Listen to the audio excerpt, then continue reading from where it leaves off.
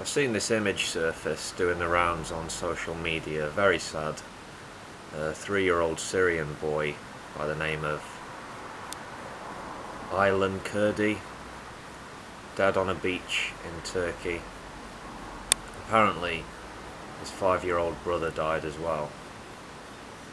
If you've had even a casual eye on the news in the last few weeks, you will know that there's a massive humanitarian crisis happening. Desperate people fleeing war, poverty, tyranny, and are now sweeping across the continent of Europe. EU leaders have been criticised for their response.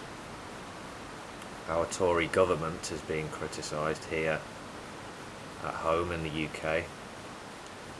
You can listen to the statistics and watch news reports, but it's not so easy to really grasp the scale of the crisis. What value does it have, I ask, printing pictures of dead children washed up on a beach in Turkey? Shock value? Does it motivate people to act?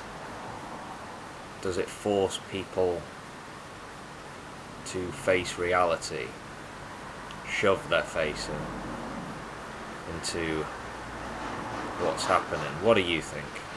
Does it help? Reading comments on an Al Jazeera article regarding the death of this Syrian boy and all the fallout. User named Abdul Qader Hamdawi, probably pronounced that wrong. Anyway, this person said, "What is happening is neither a migrant nor refugee crisis. It is a strategically well-planned invasion, occupation, subversion, and reclamation takeover, using brilliantly carried out PR designed to use children and women to morally and emotionally blackmail people of innocent goodwill and to goad useful idiots in the Western media into vexing their greed-driven perverted sense of righteous indignation and expected emotion of anger. It is a deliberate failure of UN policy," end quote. So the United Nations is involved in a conspiracy to invade and take over Europe. I read another comment from this person. They think that this is a long-term plan being carried out by Islamic supremacists to create wars and refugees, who then swamp non-Muslim countries, and people of innocent goodwill are conspiring in their own undoing. Conspiracy theory dog shit, of course, but more than a few will share this person's views. Another user, Catherine Hiller, says, "Europe helped sow this mess. Now they're reaping their reward. Had they not aided and abetted the destruction of those Middle Eastern and North African countries, all those folks trying to get in would be at home in their own countries, running a normal day at work. Now they're fleeing. No life, no work, no living, and no country, in their droves, to the nearest place of safety with values. The EU has only itself and its servile obedience to NATO to thank. If they get Sharia in return, they did it to themselves." Thumbs down for that one, Catherine. Not a popular comment there.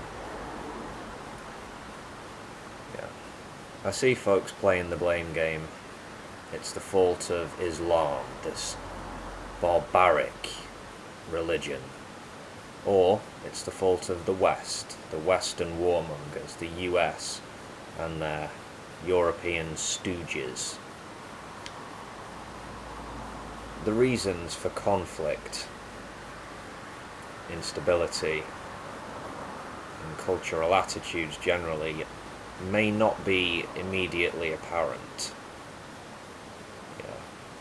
Troubles in the Middle East have a long and complicated history, and in Africa too. But yeah, finger pointing isn't going to help these desperate people now moving across Europe. Now I understand some, perhaps many, have no intention of helping, but I know I'm not alone in believing that helping those with nothing, helping the desperate and the impoverished, putting yourself in another person's shoes, that's the right thing to do. Common decency, right?